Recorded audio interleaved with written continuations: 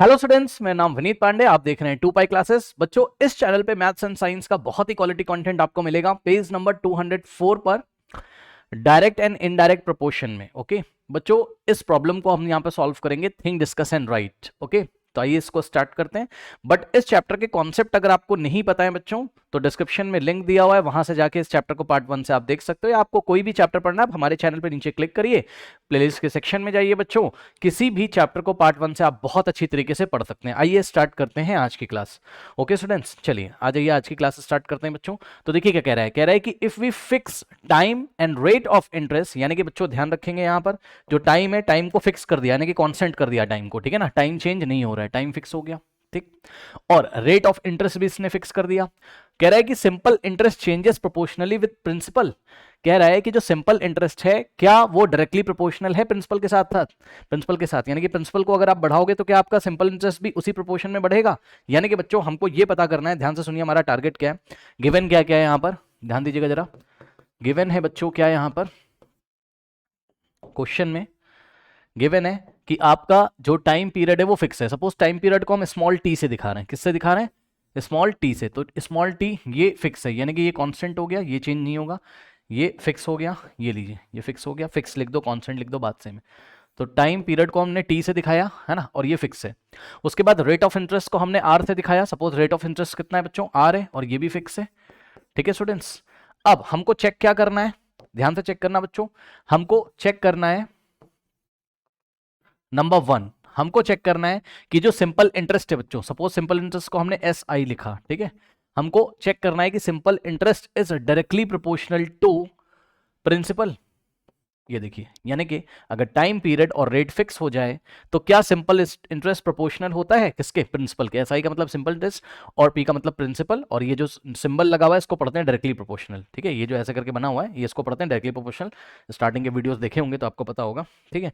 तो एक तो हमको ये चेक करना है। दूसरा बच्चों हमारा टारगेट है, हमको क्या चेक करना है, नंबर 2 हमको चेक करना है। आगे पढ़िए, कह रहा है would there be a similar relation for a compound interest, मतलब कह रहा है क्या कंपाउंड इंटरेस्ट भी प्रिंसिपल, मतलब ये जो बात इसने बोल रहा है ना कि would there be a similar relation for compound interest, मतलब वो कहना चाहता है क्या कंपाउंड इंटरेस्ट भी प्रिंसिपल के साथ सिंपल क्या कंपाउंड इंटरेस्ट भी बच्चों प्रिंसिपल के साथ डायरेक्टली प्रोपोर्शनल है।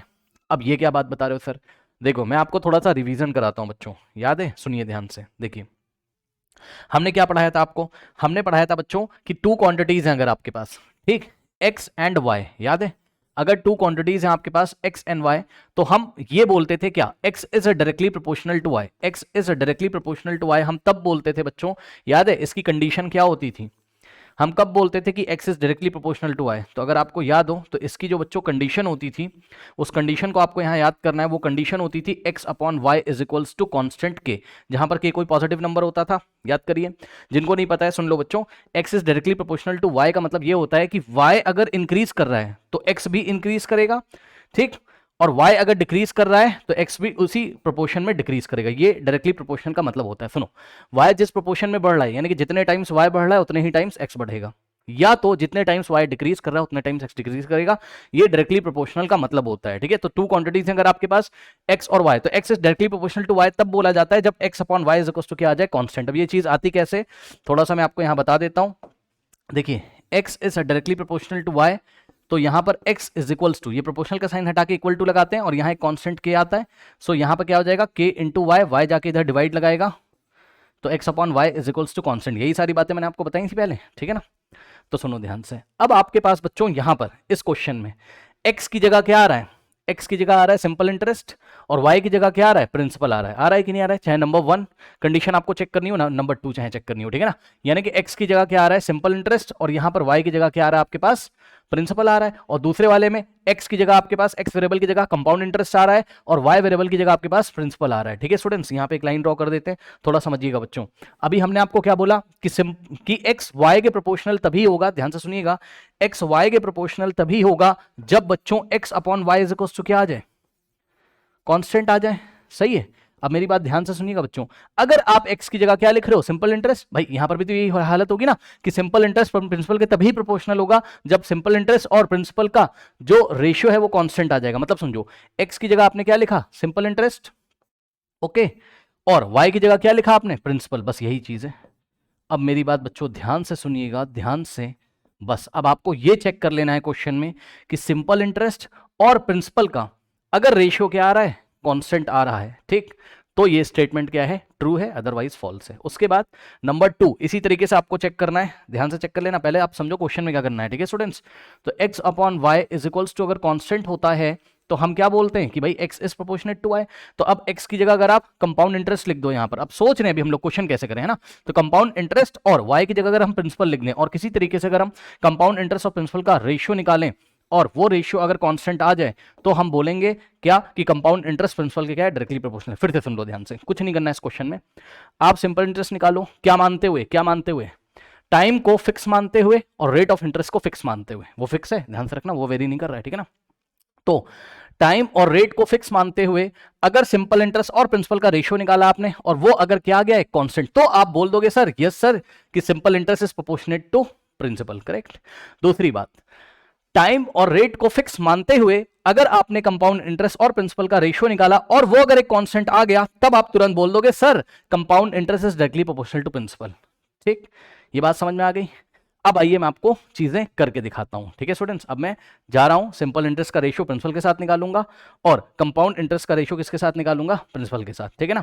इसका आप स्क्रीनशॉट ले लो, पहले स्क्रीनशॉट ले लो, या तो ये बातें पहले कॉपी में नोट कर लीजिए। अभी सवाल स्टार्ट होगा, अभी स्टार्ट होगा, परेशान ना हो। अभी तो मैं आपको कॉन्सेप्ट दिखा रहा था ना, ठीक है। चलिए अब स्टार्ट करते हैं। तो पहला टारगेट है आपका ये चेक करना कि सिंपल इंटरेस्ट और प्रिंसिपल का रेशियो कांस्टेंट आ रहा है कि नहीं आ रहा है, ठीक है स्टूडेंट्स। तो चलो अब हमने क्या किया, हमने यहां पर बच्चों सिंपल इंटरेस्ट का फॉर्मूला लगा दिया। क्या होता है सिंपल इंटरेस्ट, सिंपल इंटरेस्ट होता है बच्चों P into R into T upon 100, yes और नो भाई। P into R into T upon 100 आपने पढ़ा होगा, ठीक है। यहाँ स्मॉल आर कैपिटल आर कुछ भी रखो, उससे फर्क नहीं पड़ता है। आर क्या है, रेट ऑफ इंटरेस्ट है, और टी क्या है, टाइम है, ठीक। तो ये सिंपल इंटरेस्ट। अब बच्चों ध्यान से सुनिएगा, ध्यान से देखो, एक बात बताओ बच्चों, एक बात बताओ बच्चों कि अगर मैं इस इक्वेशन में, ठीक, इस इक्वेशन में ध्यान से सुनिएगा मेरी बात, ये जो इक्वेशन है आपके पास, अगर मैं बोथ साइड प्रिंसिपल से डिवाइड लगा दूं, अगर मैं बोथ साइड क्या करूं, प्रिंसिपल से, भाई ये तो आपने पढ़ा है ना, किसी इक्वेशन में बोथ साइड सेम क्वांटिटी से डिवाइड करने पर उस इक्वेशन पे कोई फर्क नहीं पड़ता है, यस सर। नहीं पता, सुनो बेटा, अगर कहीं पर लिखा है, ध्यान सुनो, अगर x is equal to Y लिखा कहीं, अरे भाई मान लो, ठीक। अब मैंने कहा नहीं, इस इक्वेशन में काम करो, p से लेफ्ट हैंड साइड डिवाइड लगा दो, p से राइट हैंड साइड, तो इस इक्वेशन पे कोई फर्क नहीं पड़ेगा। तो सेम नंबर से आप या सेम क्वांटिटी से बोथ साइड डिवाइड लगा सकते हो, यस सर, लगा सकते हो, यस सर। तो यहां पे देखो हमने क्या किया, हमने लिखा अपनी कॉपी में यहां क्या, dividing by principal p both side, ठीक है स्टूडेंट्स, बोथ साइड। तो बच्चों हम क्या करेंगे, बोथ साइड p से डिवाइड लगा देंगे इस इक्वेशन में। तो सर कैसे करोगे सर, सर ऐसे करेंगे, ध्यान से चेक करना, यहां पर हमने p से डिवाइड लगाया, और जब यहां आप p से डिवाइड लगाओगे, समझो बच्चों जरा ध्यान से, ठीक है। देखो चलो मैं आपको करके दिखाता हूं, ठीक है। लेफ्ट हैंड साइड p से डिवाइड लगाया और ये राइट हैंड साइड में ऐसा था, इसको जब आप p से डिवाइड लगाओगे, ठीक, तो इतना तो मैथ्स आपको आता होगा कि अगर ऐसा होता है कहीं x upon Y upon p, ठीक है, तो ये y आके नीचे मल्टीप्लाई हो जाता है, यानी कि हो जाता है x upon p into Y. तो वही हालत यहाँ पर होगी, ये x की जगह है और ये y की जगह, तो x अपॉन वाई यानी कि 100 आके यहाँ p में क्या करेगा, मल्टीप्लाई कर देगा, ठीक है स्टूडेंट्स। तो यहाँ से हो जाएगा आपके पास क्या, ध्यान से चेक करना बच्चों, simple interest upon principal, left hand side में क्या है, S I upon P is equals to, ध्यान देंगे यहाँ पर क्या है, P into R into T, okay, P into, ये आर लिखा हुआ है भाई, ठीक है, ध्यान से चेक कर लेना, P into R into T upon में बच्चों 100 इंटू पी, सही है, यानी कि P इंटू 100, तो P इंटू 100 ये लीजिए। अब ध्यान दे बच्चे, P से P कट गया, यस और नो। अब एस आई अपॉन पी, अभी इसी में एक बात और बताऊंगा, ध्यान से चेक करना, एस आई अपॉन पी कितना आ गया बताओ, आर इंटू टी अपॉन 100 आ गया, बताओ। अब मुझे एक बात बताओ भाई, मुझे एक बात बताओ, आर कांस्टेंट था, यस सर, अरे आर फिक्स था भाई क्वेश्चन में, ठीक, जाके पढ़ लो क्वेश्चन में, ठीक है। रेट ऑफ इंटरेस्ट फिक्स था, आर फिक्स था और टाइम फिक्स था, ठीक। तो आ जाओ यहाँ पर, अगर आर फिक्स है और टी फिक्स है और 100 तो 100 है, पूरी दुनिया को पता है कि 100 चेंज हो जाएगा भैया, 100 फिक्स नंबर है, यस सर। देखो मैं आपको एक चीज दिखाता हूं, एक बात बताओ बच्चों, समझो मैं क्या कह रहा हूं, आर इंटू टी अपॉन 100 ये एक कांस्टेंट हो जाएगा कि नहीं हो जाएगा, बताओ सर, क्या बता रहे हो सर, बच्चों ध्यान सुनो सर, अगर आर बेटा फिक्स है, अरे आर कोई तो नंबर होगा ना, फिक्स हो गया, सपोज आर कितना है 10 है, अरे भाई मान लो, मानने में क्या जा रहा है, ठीक, और टी कितना है, टी कितना है 20 है, अरे भाई मान लो, मानने में क्या जा रहा है, ठीक। तो आर की जगह हमने क्या रखा 10, इंटू में टी की जगह हमने क्या रखा 20 और अपॉन में 100, बस मैं आपको ये दिखाना चाहता हूं कि ये सब कट वट जाएगा, ठीक है स्टूडेंट्स। तो आंसर जो भी आएगा वो होगा तो एक कांस्टेंट ना, के का मतलब कांस्टेंट, ठीक है, वो होगा तो एक कांस्टेंट, बस यही बताना चाहता हूँ, ठीक है स्टूडेंट्स। तो ध्यान से चेक करेंगे आप लोग, आएगा जो वो होगा तो एक constant, yes sir, yes sir, okay. ध्यान से चेक करना बच्चों, ध्यान से, ध्यान से, ध्यान से, फिर से सुनो मेरी बात ध्यान से बच्चों। आर अगर फिक्स है, टी अगर फिक्स है, तो आर जितना भी होगा कुछ तो होगा आर। एग्जांपल के तौर पे आर 10 है और टाइम, आपको कुछ ये सब नहीं दिखाना, बस आप इतना दिमाग लगाओ मैथ्स में क्या, कि आर बेटा अगर फिक्स है, टी फिक्स है, तो भाई एक फिक्स नंबर को फिक्स नंबर से मल्टीप्लाई करोगे तो एक फिक्स नंबर आएगा, और उसको 100 से डिवाइड करोगे तो एक फिक्स नंबर ही तो आएगा। यानी कि बच्चों कहने का ये मतलब है कि ये जो चीज हो गई, ये जो चीज हो गई, ये कॉन्स्टेंट हो गई, R into T upon 100 is equal, ये कांस्टेंट हो गई, तो इसके सामने हम क्या लिखेंगे, इज इक्वल्स टू कांस्टेंट। और रीजन क्या देंगे, reason since R is fix and time is fix, okay according to the question. तो अब बताओ एस आई अपॉन पी किसके इक्वल आ गया, आर टी अपॉन 100, और आर टी अपॉन 100 किसके इक्वल है, कांस्टेंट, तो एस आई अपॉन पी क्या आ गया, कांस्टेंट। अरे भाई ये इसके इक्वल, ये इसके इक्वल, तो ये भी तो इसके इक्वल हो जाएगा, ठीक। तो कहने का मतलब ये है बच्चों क्या, कि यहां से आपने क्या दिखा दिया, यहां से आपने दिखा दिया क्या, कि ध्यान से सुनना बच्चों, यहां से आपने दिखा दिया कि S I by principal, simple interest of principal का जो रेशियो है वो क्या आ गया, कांस्टेंट आ गया। और बस यही बात तो मैं इतनी देर से आपसे बता रहा हूं कि अगर आप ये लाने में कामयाब हो गए, सिंपल इंटरेस्ट और प्रिंसिपल का रेशियो अगर कांस्टेंट है, तो इसका मतलब क्या है कि simple interest is directly proportional to principal. तो अब हम यहां से बोल सकते हैं यस, यस क्या, simple interest is directly is directly proportional to, is directly proportional to what, principal। सही है ना, बस ठीक है स्टूडेंट्स, बात समझ में आ गई। अब सुनो एक बात और बताना चाहता हूं, उसको भी सुन लो। कुछ बच्चे अगर बोथ साइड पी से डिवाइड नहीं लगा रहे हैं ये वाले स्टेप के बाद, ठीक है ना, ये वाले, या आपके टीचर ने शायद ऐसे कराया हो, इसको यहां पर लेके आइए पहले। देखो बच्चों आपके टीचर ने यहां से कैसे कराया होगा, इस स्टेप के बाद, ठीक है, शायद, तो उसमें भी कोई कमी नहीं है, समझो भाई पी यहां मल्टीप्लाई कर रहा है बेटा, तो आपका टीचर बोलेगा सर इधर आके डिवाइड हो जाएगा, चेक कर लो, आपके टीचर ने बोला होगा पी इधर मल्टीप्लाई कर रहा है तो ये इधर आके डिवाइड हो जाएगा, लो तो पी आ गया इधर एस आई के नीचे, और इधर क्या बच गया, आर इंटू टी अपॉन में 100। लो बात तो वही पड़ी ना कि एस आई अपॉन पी क्या आ गया, एक तरीके का कांस्टेंट। तो जैसे आपको पसंद है बच्चों वैसे आप कर लीजिए, मन है तो आप प्रिंसिपल से बोथ साइड डिवाइड लगा दो, नहीं मन कर रहा है तो इस पी को यहाँ मल्टीप्लाई तो बोल दो, इधर आएगा तो डिवाइड हो जाएगा, उधर आर टी अपॉन 100 बच जाएगा। आई थिंक आपको मेरी बात समझ में आई होगी, ठीक है स्टूडेंट्स, ओके ठीक। एक बात और बताना चाहता हूँ यहाँ पर, एक बात और बताना चाहता हूँ, पहले इतना नोट कर लीजिए, ठीक है, पहले इतना नोट कर लीजिए, नोट कर लिया, नोट कर लीजिए। एक बात यहाँ से बताना चाहता हूँ, यहाँ से, ठीक, क्या, देखो एक बात बताओ बच्चों, जब आप यहां तक पहुंच चुके हो, ध्यान समझना जरा, देखो मैंने आपको क्या पढ़ाया था बताओ, मैंने आपको पढ़ाया था कि x is proportionate to y होता है, तो x इज इक्वल्स टू, ये प्रोपोर्शनल का साइन हटा के यहाँ एक कांस्टेंट लेके आते हो, के इंटू वाई, ऐसा करते हो आप, ठीक। तो सुनो फिर y इधर मल्टीप्लाई है तो इधर जाके डिवाइड, यानी कि x अपॉन वाई क्या होता था, कांस्टेंट होता था। तो सुनो आप यहां से कहां आ रहे हो, यहां आ रहे हो, तो क्या आप यहां से यहां नहीं जा सकते हो, क्या बता रहे हो सर, सर ये बता रहा हूं कि अगर कभी भी, ध्यान सुन लेना, अगर कभी भी x अपॉन वाई क्या है, कांस्टेंट है, तो अगले स्टेप में क्या करोगे आप, यहां से जंप करोगे, समझो समझो समझो, यहां से यहां आ जाओगे, कैसे सर, अरे वाई जाके उधर मल्टीप्लाई कर देगा, तो x इज इक्वल्स टू क्या होगा बताओ, x इज इक्वल्स टू क्या होगा, k इंटू वाई, सही है। अब कांस्टेंट को हटाकर और इक्वल टू को हटाकर अब आप क्या लिखोगे, डायरेक्टली प्रोपोर्शनल लिखोगे, यहां से पहले यहां आए और यहां से यहां, भाई आपने प्रोपोर्शनल हटा के k और y लिखा था, k इंटू वाई, तो आप वापस से इक्वल टू और k को हटा के डायरेक्टली प्रोपोर्शनल का साइन भी तो लगा सकते हो, बस यही हालत यहां पर है, चेक कर लो क्या आ गया, S I upon P is equals to constant को k लिखा, p उधर जाएगा तो S I is equals to k into P आ जाएगा, सही है। अब नेक्स्ट स्टेप में क्या करोगे आप, एस आई, अब ध्यान देंगे स्टूडेंट्स, अब इक्वल टू और कांस्टेंट के को हटा के प्रोपोर्शनल का साइन लगा दोगे, लो दिखा दिया ना अब तो साफ साफ, क्या कि simple interest is proportional to what, principal, hence proved, okay. अब हम करते हैं चलिए कंपाउंड इंटरेस्ट के साथ। जो लोग को ये बात नहीं समझ में आई तो आप हमारे वीडियो को स्टार्टिंग से देखिए, फिर भी नहीं समझ में आई यहीं पे स्टॉप कर देना और लिख देना क्या, yes S I is directly proportional to the principal. Now students अब आ जाइए आप कंपाउंड इंटरेस्ट के साथ। अब हमको क्या चेक करना है कि कंपाउंड इंटरेस्ट प्रिंसिपल के साथ प्रोपोर्शनल है कि नहीं, ये चीज चेक करनी, सी आई और पी का रेशियो, ठीक। तो बच्चों अगर आपको याद हो तो कंपाउंड इंटरेस्ट का जो फॉर्मूला होता था उसके लिए पहले हम अमाउंट निकालते थे, याद है? तो अमाउंट का फॉर्मूला क्या होता था, याद करिए, P in the bracket 1 plus R upon 100, सही है, 1 प्लस R अपॉन 100 की पावर n लिखा रहता था या t लिखा रहता था। n का मतलब टाइम पीरियड, t का मतलब भी टाइम पीरियड। तो n को हटा के इस क्वेश्चन में टाइम पीरियड को t से दिखाया है तो हम t से दिखा देते हैं। ये होता था बच्चों अमाउंट का फॉर्मूला। और मैंने आपको बताया था कंपेयरिंग क्वांटिटीज वाले चैप्टर में कि कंपाउंड इंटरेस्ट का फॉर्मूला कैसे निकालते हैं। तो मैंने आपको बताया था अमाउंट माइनस प्रिंसिपल। क्या करते थे, याद है? क्या करते थे, अमाउंट माइनस प्रिंसिपल, यही करते थे।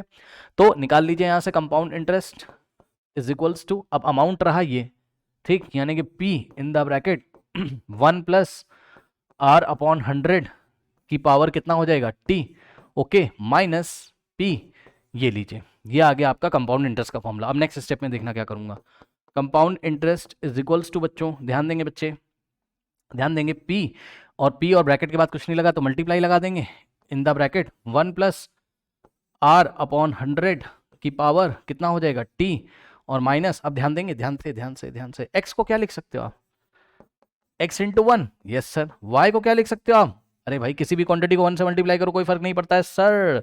तो p को हम क्या लिखेंगे, p इंटू 1, क्यों, अभी पता चल जाएगा। ये वाले p को हमने क्या लिखा, p इंटू 1, सही है। अब यहां एक करली ब्रेसेस लगाओ, यहां एक करली ब्रेसेस लगाओ, और यहां से बच्चों ध्यान से चेक करो कंपाउंड इंटरेस्ट। अब बच्चों ध्यान दो, ये रहा आपका फर्स्ट टर्म, क्या दिख रहा है, P, माइनस के बाद जो लिखा है सेकंड टर्म है ना। टर्म्स कैसे सेपरेट होते हैं, प्लस और माइनस से। तो माइनस के बाद जो लिखा है सेकंड टर्म, माइनस के पहले पूरा फर्स्ट टर्म, तो क्या कॉमन आ रहा है, यहां भी P है, फर्स्ट टर्म में भी P है और सेकंड टर्म में भी P है, तो P हम कॉमन ले लेंगे, ठीक। तो बच्चों क्या हुआ कि ये जो P है आपका, ये आ गया करली ब्रेसेस के बाहर। अब यहां क्या बचेगा बताइए, यहां बचेगा बच्चों 1 plus R upon 100 to the power T, सही है। और माइनस में ये P चला गया बाहर तो क्या बचेगा यहाँ 1, ये लीजिए, ठीक है। तो इस तरीके से P आ गया पूरा बाहर आपका, ठीक। अब मेरी बात ध्यान दो, ये जो P बाहर आ गया है, ये P क्या कर रहा है, इस पूरे करली ब्रेसेस में क्या कर रहा है, मल्टीप्लाई कर रहा है एक तरीके से, ठीक। तो बच्चों अब ये जो इक्वेशन आ चुकी है आपके पास, क्या, CI is equals to P in the bracket, क्या है बच्चों, in the bracket 1 plus R upon 100 की पावर T और माइनस 1, ओके। अब ध्यान देंगे बच्चों, फिर से वही चीज़ है, मन हो तो ये जो P इधर मल्टीप्लाई कर रहा है इधर लाके डिवाइड में कर लो, और नहीं मन कर रहा है तो dividing by P on both side कर दो, ठीक।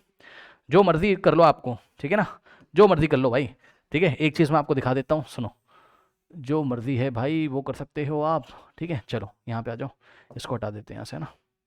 चलो देखो मैं क्या कह रहा हूँ, मैं क्या कह रहा हूँ सर, मैं कह रहा हूँ सर मैं कह रहा हूँ कि मर्जी है आपकी कि CI, और ये P इधर मल्टीप्लाई में इधर आके डिवाइड हो गया, लो भाई क्या चला गया आपका, और ये जो करली ब्रेसेस में लिखा है ये एज इट इज बच जाएगा, यानी कि 1 प्लस R अपॉन 100 की पावर T और माइनस 1, ओके, ये लीजिए, करेक्ट। और नहीं मर्जी कर रही है तो आपने बोला dividing by P both side, तो आपने क्या किया, P से लेफ्ट में डिवाइड लगाया, P से राइट में, इससे ये वाला P से P कट जाएगा और क्या आ जाएगा, CI अपॉन P, है ना, इज इक्वल्स टू बच्चों करली ब्रेसेस में क्या बचा, 1 प्लस R अपॉन 100 की पावर कितना आ गया, T, और माइनस में 1। अब एक बात बताओ, ये चीज़ कांस्टेंट ही तो है, यस सर। बच्चों ध्यान से देखो, आपको नंबर कितने भी दिख जाए यहाँ 100 1 प्लस माइनस हो रहा हो, मल्टीप्लाई कुछ भी हो रहा हो, ठीक है, जो आपको ABCDEFGH जो लेटर्स होते हैं ना, ये अगर दिखाई पड़े और क्वेश्चन में कह दे कि वो लेटर्स क्या है कांस्टेंट, तो पूरा कांस्टेंट हो जाता है, ठीक।